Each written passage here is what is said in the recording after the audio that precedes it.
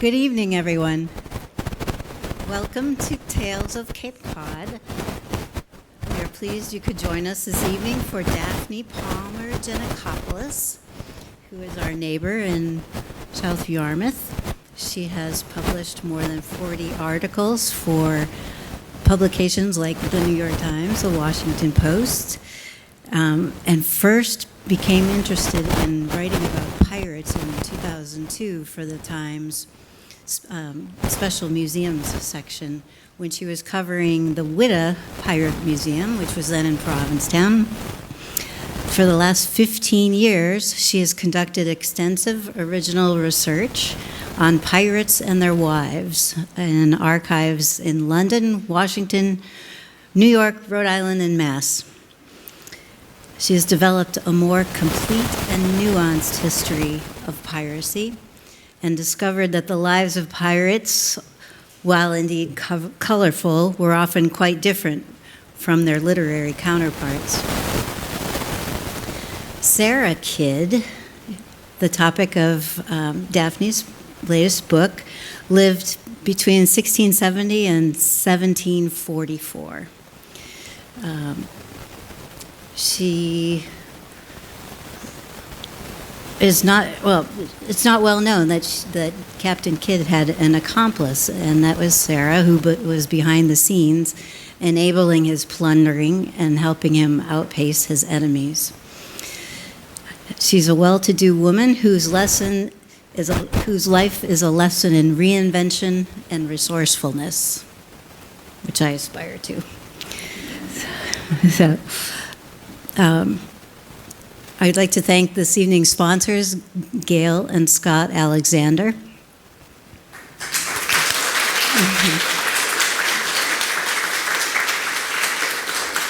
And thank you again for being here. We have only 5 more programs for this summer season, and we'll go into September. But always enjoy seeing you here. And please now help me welcome Daphne Palmer Geanacopoulos.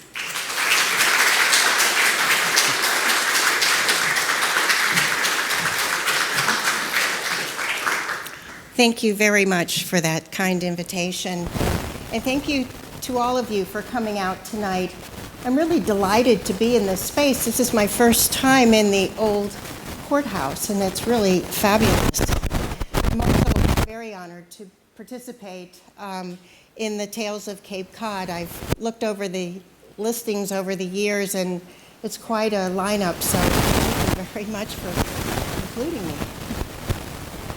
The Pirate's Wife is a book I've been working on for many years, 5 years to be exact. It is the first ever direct account of the life of Sarah Kidd, the wife of the notorious pirate, Captain William Kidd. Sarah lived a long and storied life, and I'm going to give you a glimpse into it. I'm going to show you some slides and do a reading from my book. I hope you all will find Sarah Kidd to be easily as interesting and remarkable as her famous husband. Generations of readers the world over have known the story of Captain William Kidd, the noble sea captain and privateer who turned ruthless pirate.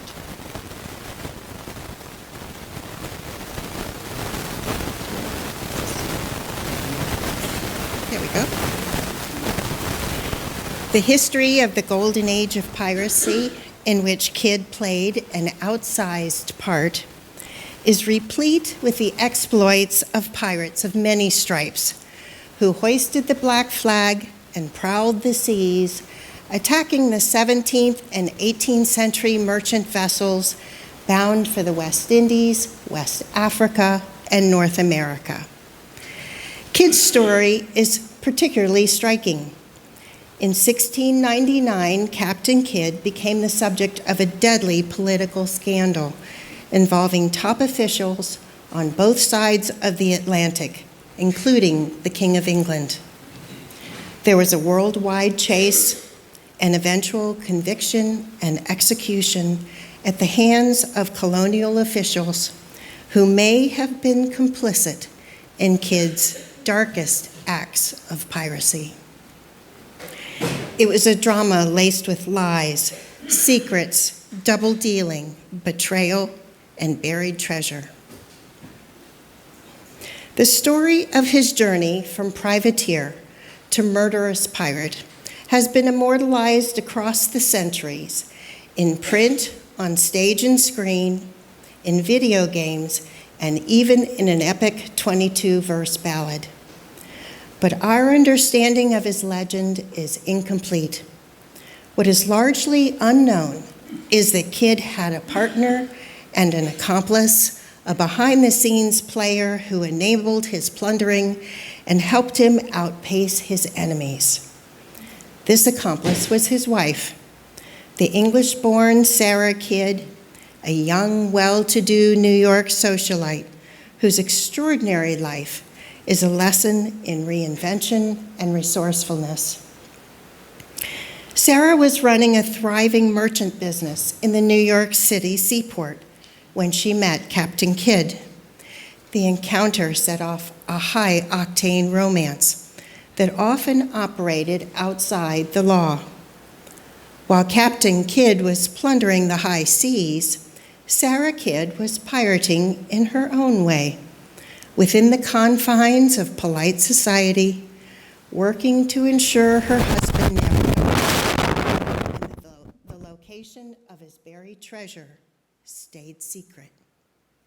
With bold determination to survive and to protect her husband, Sarah secretly aided and abetted her husband, fighting alongside him against his accusers. The most impressive part is that even after Captain Kidd was put to death for his crimes, Sarah remained an incredibly beloved figure in the community, securing a long and prosperous life for herself and her children. Sarah knew how to persuade, and she knew how to hustle. And in a time when women held little legal power, she found a way to ensure her future and protect her family. But for more than 300 years, the story of Sarah Kidd has been all but erased from history. My journey into the world of pirates began in 2002 when I was commissioned by the New York Times to write a freelance piece for their museum's special section about the Witta Pirate Museum on Cape Cod. The museum contains the artifacts recovered from the Witta pirate ship that crashed during a fierce nor'easter off the coast of Wellfleet in 1717. Prior to writing this article, I didn't know much about pirates, except what I had read in books and seen in movies. I thought all pirates had a pet parrot. Like Long John Silver in Robert Louis Stevenson's Treasure Island, or look like the handsome and fit Errol Flynn in the 1935 movie Captain Blood, or more recently, walked, talked, and wore eyeshadow, like Jack Sparrow in the Pirates of the Caribbean. But looking at the everyday artifacts recovered from the pirate ship, silver coins, cutlery, pewter plates, a teapot with the shoulder blade of a pirate, pistols, cannon, navigational instruments, medical supplies, and even a size 5 shoe, leg bone, and silk stocking, I realized that these mythological figures were mere ordinary men. The legend of the Captain Samuel Bellamy and his love interest, Maria Hallett, told me that pirates had connections on land. They had families, they had community links that we don't know much about. When I was writing my dissertation at Georgetown, I turned my dissertation into a book called The Pirate Next Door: The Untold Story of 18th Century Pirates' Wives, Families, and Communities. This story delves into the inner lives of pirates, their faiths, communal ties, and great loves. You'll hear about the wives, families, and communities of 4 pirate captains from the Golden Age who were active from 1695 to 1720. One of the most remarkable things my research revealed is the role women played in the lives of pirates, a much larger one than has been acknowledged in previous pirate literature. And you will see that behind many a pirate was a strong woman on land. Though pirates were active up and down the eastern seaboard of the United States and the Caribbean, I chose to focus specifically on 4 pirates who operated in New England. This area was a hub of pirate activity, and I chose these 4 pirate captains in particular because they were all married, except Sam Bellamy, who hadn't intended, all interacted with each other at some point or another, and because all of them were involved, in some cases quite actively involved, in the larger land-based community. These men are Sam Bellamy of Cape Cod, Paul Grave Williams of Block Island, William Kidd of New York, and Samuel Burgess of New York. And while I focus on these 4 men, my research included the lives of 80 married pirates. Their stories help craft a picture of a wider world of pirates and the surprising sense of community these men often shared. As I was writing The Pirate Next Door, I kept encountering evidence of this mysterious woman who seemed oddly on the periphery of the story of the notorious pirate Captain Kidd. Even the influential and authoritative early source book on pirates, called A General History of the Robberies and Murders of the Most Notorious Pirates, written by Captain Charles Johnson, did not include Sarah in the lengthy chapter on Captain Kidd. Sarah was alive at the time the book was published in London in 1724, and it would have been possible for the author to interview her, or people who knew her. Finding Sarah's initials, S.K., scratched on a colonial document at an archive in Boston started me on a thrilling journey to learn more about her. I would soon learn her initials marked the spot where love and law divide. To research Sarah's story, I had to use a variety of sources because women left little record of their affairs. Most women, including Sarah, could not write. Men owned all the property and exercised most of the legal rights of the time. I read the contextual history of pirates and of the time period to learn the political, economic, and cultural events that shaped Sarah's life. I was able to find some important primary sources of Sarah's, such as her petition to regain her seized property from the governor of New York, and her last will and testament. Many of the ancient sources that I relied on were handwritten, and I spent 5 months transcribing over 250 of them to make them easier to work with. I visited archives and places where Sarah and Captain Kidd had been, including those in New York, Boston, and Rhode Island. I traced Sarah's steps in the surroundings she visited, especially in Manhattan, in the financial district, where she spent most of her life. I also found great resources in the Admiralty papers at the National Archives in London. I found a rich cache of letters that were in a sea chest in Captain Samuel Burgess's pirate ship when it was captured by a British privateer in 1699. The letters were in the pirate's mailbag and contained a few letters from Captain Kidd's crewmen aboard the adventure galley to their wives, and from the wives to their crewmen. The letters are dated from 1695 to 1699, and they show that correspondence was conducted thousands of miles across the globe between Indian Ocean pirates and North American colonists, and that there was successful and direct communications between New York and Madagascar and back again. No letters from Sarah or Captain Kidd were among these letters in the mailbag, and none have survived, but there is every likelihood that they communicated during his 3-year voyage through the Mariner's Mail Service located on Ascension Island, which is a remote outpost in the Atlantic. New York merchant captains trading with the pirates in Madagascar stopped for fresh supplies of turtle meat and dropped off and collected the mail that was left under a rock with a hole in it by the harbor. A letter from the wife of Kidd's crewman, Jacob Horn, was especially helpful and informative.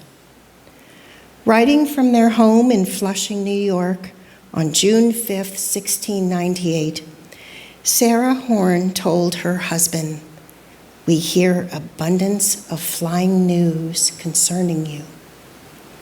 This meant that word had spread from port to port and ship to ship, and that there was trouble aboard the adventure galley.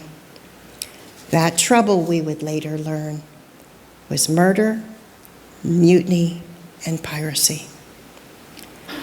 To further understand the maritime world in which Captain Kidd was a part of, I attended a workshop at the National Archives in London and conducted research with scholars from the Prize Papers Project, which is a collaborative effort of the National Archives with the University of Oldenburg in Germany to research and categorize the thousands of yet unopened documents captured by the British in wartime in the 17th and 18th century. I examined trial records, deposits, personal correspondence, ship's logs, cargo inventories, and even a mariner's personal journal that was worn from wear in his front pocket. The manuscript room at the Library of Congress was a terrific resource, and Captain Kidd's own recorded statements gave strong evidence of his devotion to Sarah. Archivists and other historians I met were enthusiastic and helpful during my research, as was my devoted and trusty research assistant, a Cavalier King Charles Spaniel named Higgins, named for Jeremiah Higgins, a runaway pirate. Here he is inspecting the galleys of the pirate's wife. Unfortunately, there are no contemporary paintings of Sarah Kidd. She can't be seen that way. But in 1911, the artist Jean-Léon Jérôme Fer created this painting of Captain Kidd in New York Harbor. The attractive, beautifully dressed woman with a lace fan holding Captain Kidd's hand on the deck of his ship is an interesting rendition of a woman who has captured his attention. One contemporary of Sarah's described her as lovely and accomplished, and the woman in this painting is certainly lovely. Kidd's velvet knee-length coat, a sword at his side, and a tri-cornered hat are historically accurate depictions of the attire of the period and what he would have worn as a successful sea captain.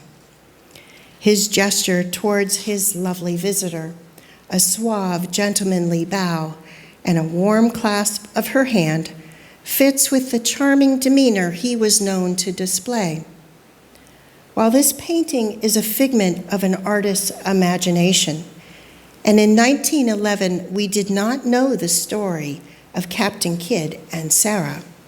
This is, coincidentally, a painting with some historical semblance of truth in it. Born Sarah Bradley around 1670, the future pirate's wife arrived in New York from England with her widowed father and 2 brothers when she was 14 years old. At 15, she was married to one of the richest men in the colony, a much older, wealthy New York merchant named William Cox. When Cox died tragically 4 years later in 1689, Sarah married a Dutch merchant and a mariner named John Ort. It was then that she met Captain Kidd, a well-respected gentleman with whom she began a friendship. Captain Kidd was Sarah's 3rd husband. Sarah was a twice-widowed, 21-year-old, considered one of the most eligible and sought-after women in New York, when she and Kidd married just 2 days after her second husband's death.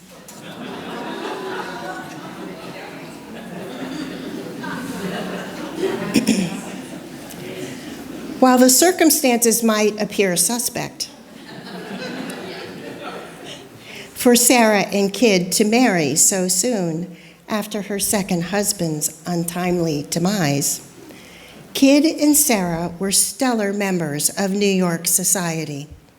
They were New York's power couple, and no untoward behavior was ever proved. At the time of their marriage, the well-built, well-dressed 37-year-old sea captain, who spoke with a hint of a Scottish accent, was one of the most respected men in Manhattan. He was a celebrated war hero and a sought-after privateer.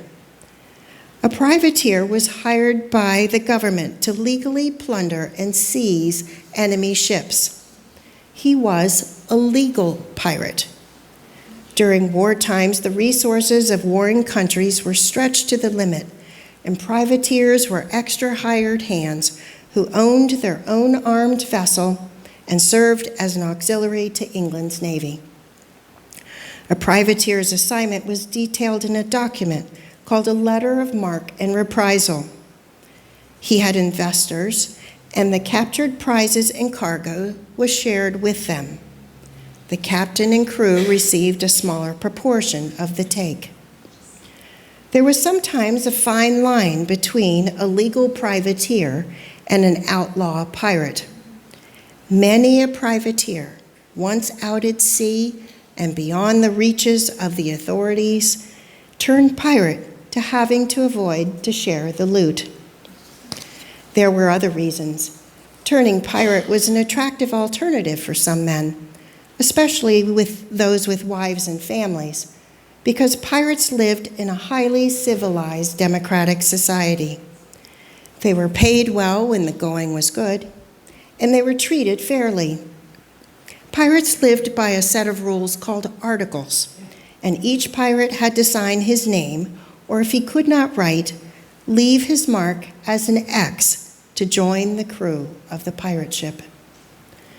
With that commitment to be true to his fellow brethren of the coast, as they were called, came benefits. Each pirate had an equal vote, and most were given an equal share of the booty. There was a form of health insurance, life insurance, and retirement benefits.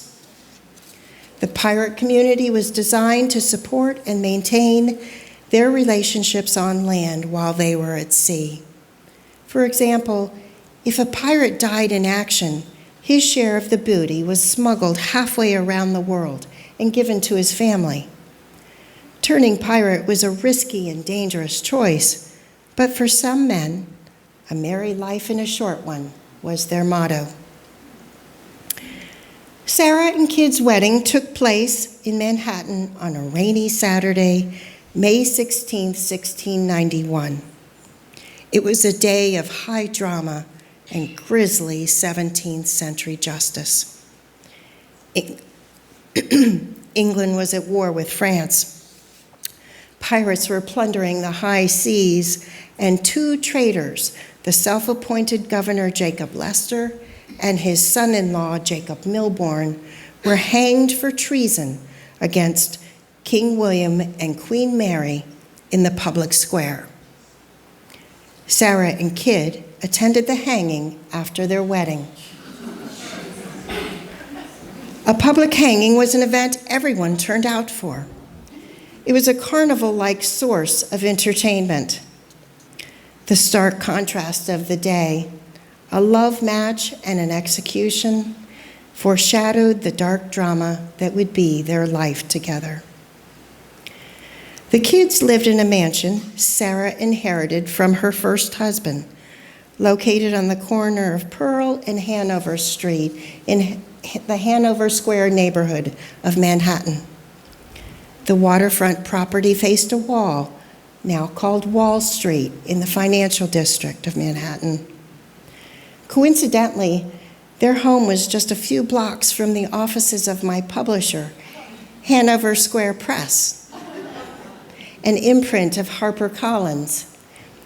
I like to think that Sarah found my publisher for me.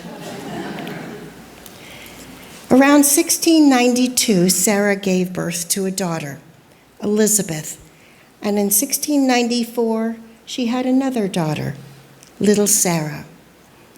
During the colonial period, giving birth was a social and a bonding event where women looked after one another. Sarah's babies would have been born at home in a separate area away from the main living quarters. Men were not involved in the birthing process, so Captain Kidd would have been busy somewhere else. It was the job of women, relatives, neighbors, friends, and elders in the colony to act as midwives to assist in the delivery. Special birthing linens were prepared and laid out. Sarah would have used a birthing stool, or perhaps a loved one held her upright and supported her as she progressed through labor. In the early stages, Sarah would have acted as the hostess of the festive occasion. It was an old English tradition for new mothers to serve groaning cakes, a sweet, nutritious baked good made of spices, molasses, rum, apples, and carrots. And to go with it, groaning beer.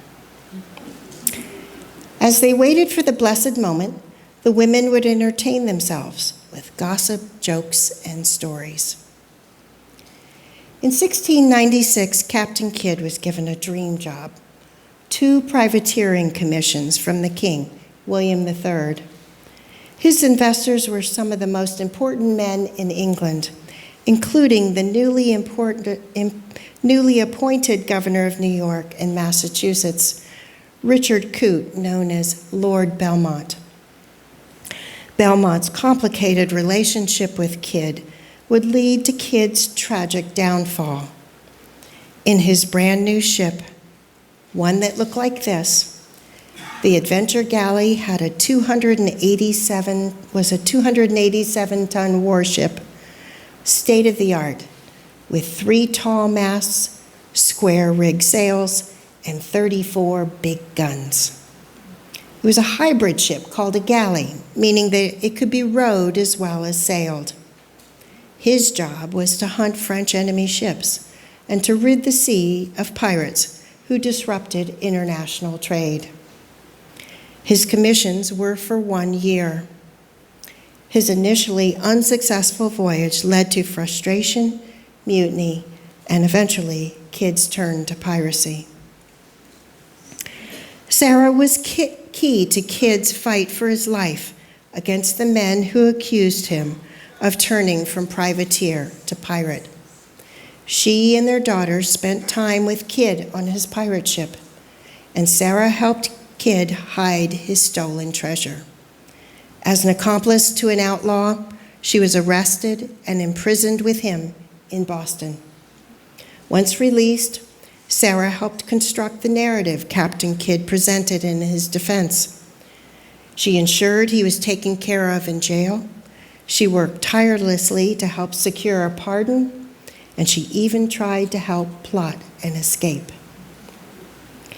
After Kidd was executed in 1701, Sarah lived another 40 years.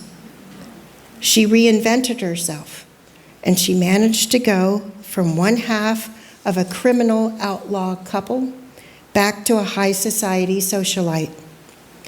She secured her family's inheritance, remarried, had more children, and lived the rest of her life as a prominent and respectable citizen. She even learned how to write her full name.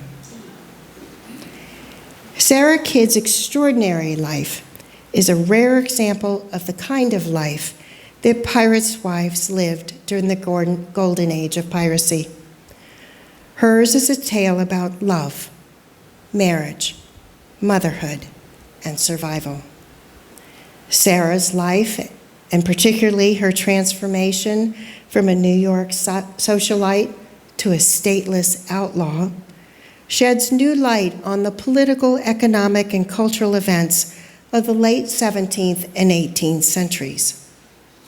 From her, we learn about the economic hardships of widowhood, the political repercussions of piracy, the effects of war on the new and emerging colonial economies, the business of slavery. Her life tells a broader story about how certain women were able to assert their will and reclaim their agency within the oppressive strictures of colonial America. During her 74 years, Sarah lived through 7 British monarchs, 21 New York governors, and she experienced firsthand the Golden Age of Piracy. She survived 4 husbands and 3 of her 5 adult children. The Pirate's Wife, the remarkable true story of Sarah Kidd, recasts the image of Captain Kidd from a diabolical pirate to a flawed but decent man who tried to please his investors and to protect his wife and family. Captain Kidd was a pirate, but not one with a black heart. Sarah's initials, scratched on a few colonial documents, gave clues to her existence. Those bold pen strokes reveal a history we have only imagined, the dangerous, difficult, and thrilling life of a pirate's wife. They shed unexpected light on a young colonial woman caught up in a world of politics, passion, and grisly 18th century justice. The unknown SK is finally identified.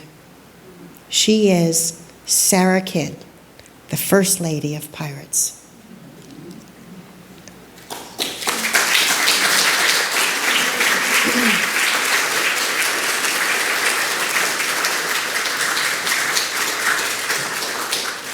Thank you. I would like to close by reading from my book.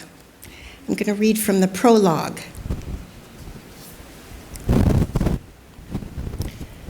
Sarah Kidd lay in a weakened state in the bedroom of her Manhattan mansion. A highly contagious, lethal disease raged through the colony, striking young and old, rich or poor, black or white. It was September 12, 1744, and the 74-year-old Sarah had first taken to her bed to get warm under her soft quilts and to rest her head on the goose-down pillows. Then the chills, fever, and the fatigue set in.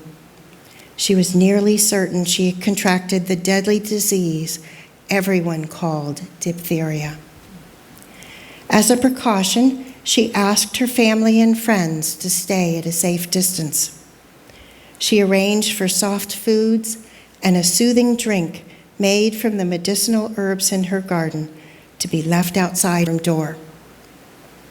Her mind wandered in a fever-induced haze.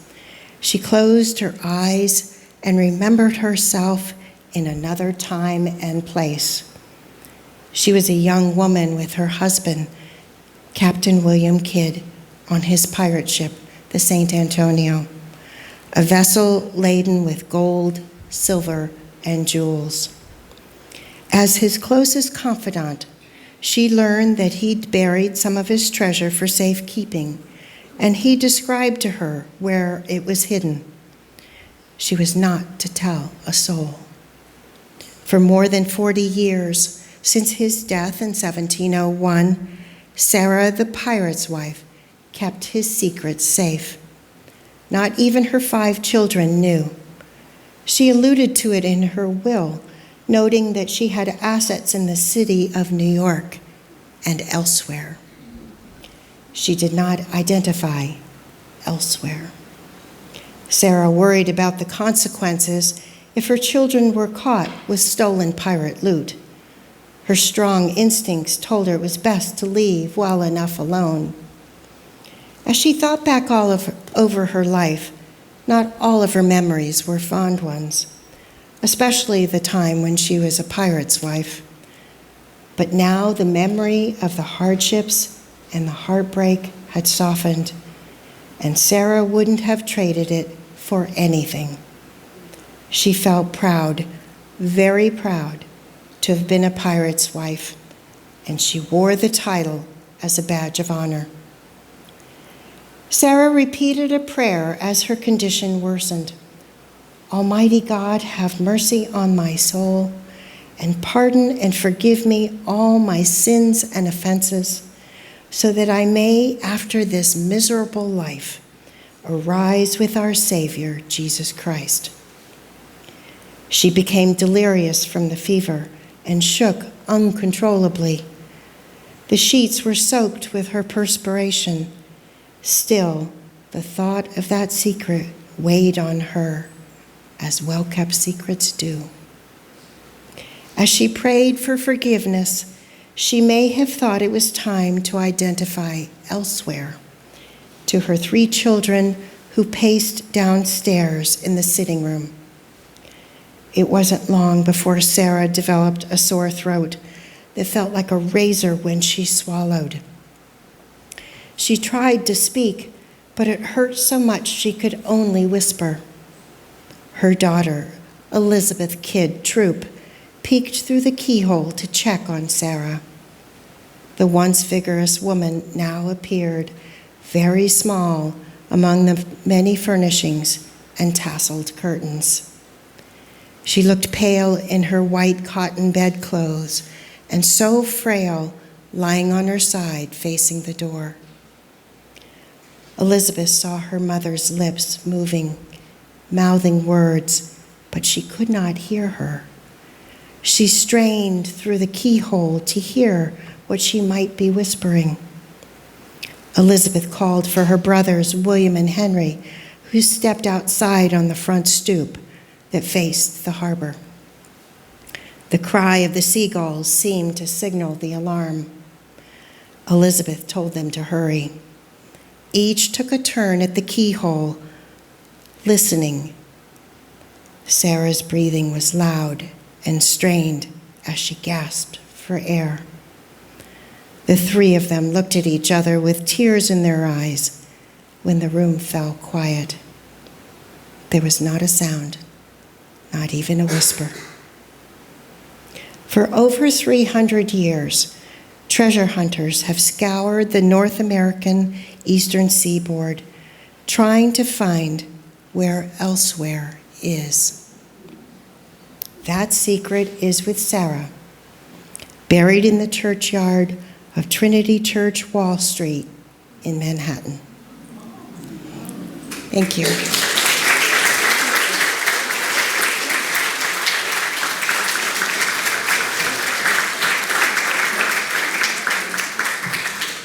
Thank you. I would be very happy to take questions as long as they're not hard. Yes. You know where in Boston they were imprisoned? Yes, they were imprisoned near the old State House. The building is still there, although it's a modern building now, and it has a plaque on it, and it said, "Here is where Captain Kidd was imprisoned." It doesn't say Sarah because nobody knew about Sarah. Yes? You mentioned there were, I believe, archives in London of yet unopened letters? Is that what you said, yet unopened? Yes, those are the Prize Papers Project. And during wartime, when privateers would capture enemy ships, they would take their mail bags and they would put them in the Admiralty papers in the National Archives.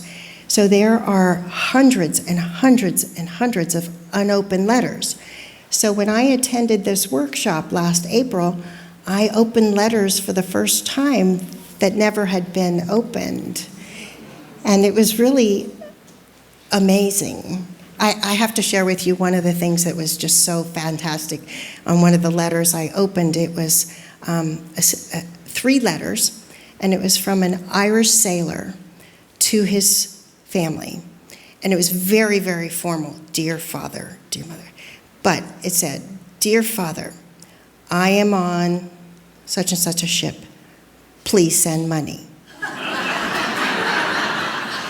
And then there was a letter. "Dear mother, I am on such and such a ship. Tell father to send money."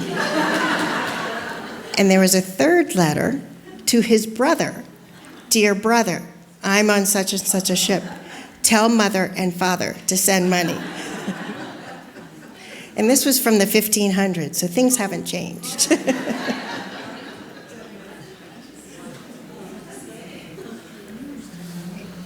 Any other questions? Yes.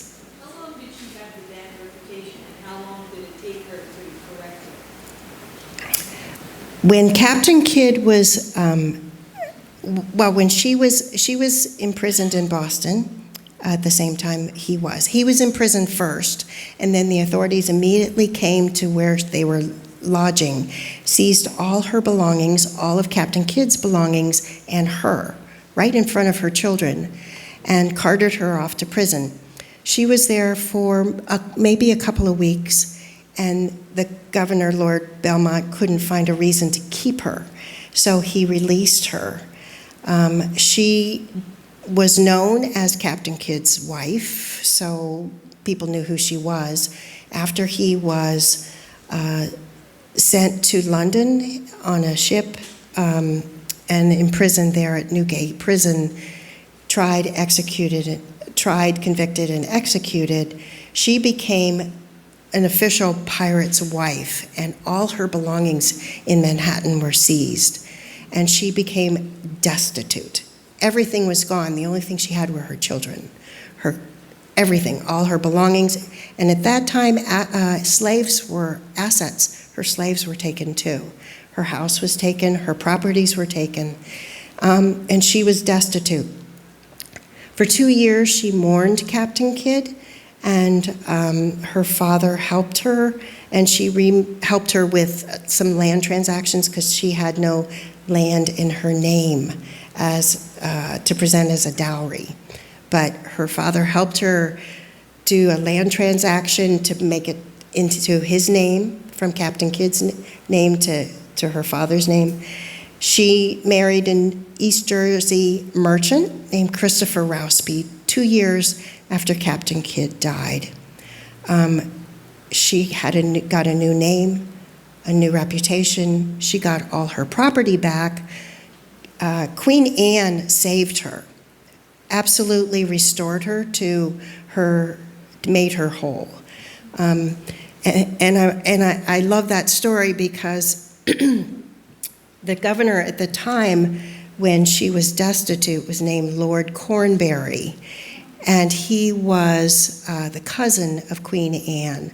And he was a very colorful man. He cross-dressed down the streets of Manhattan, which was, quite different for that time period.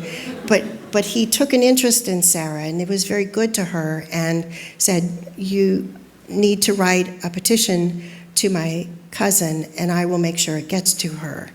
And it did, and in rapid speed, because there was no mail, no internet, no telephones, things had to go by ship. Within 6 weeks, her petition went to Queen Anne. The Queen Anne granted her all her property back, all her belongings, and restored her, and the letter came back again. So within a matter of months, Sarah became whole. And she married this lovely man. They had a long and successful marriage, 25 years, and 3 sons. So she got back on her feet. So she was really only, I would say, outcast, and she was outcast for a couple of years, 2 years probably, before she remarried, because in those days, a woman's standing was through her husband. She had no political rights, and the reason women often married was to get legal rights. Great question.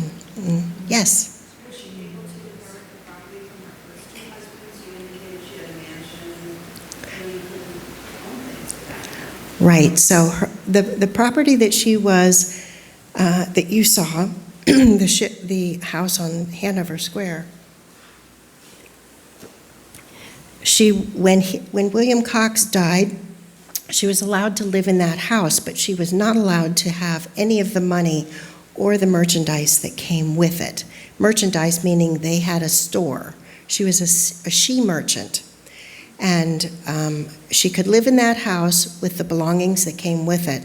But there was quite a bit of property that he had, and she was not allowed to have that. And her second husband was very unsuccessful in business and unsuccessful in helping her with her legal problems of trying to get her affairs back. John Ort died. We don't know how he died. There's no record. And we don't, it's just one of those things. But Captain Kidd was able to obtain through his lawyer all her inheritance. So she got her house back. She got all her other properties back. Anything else?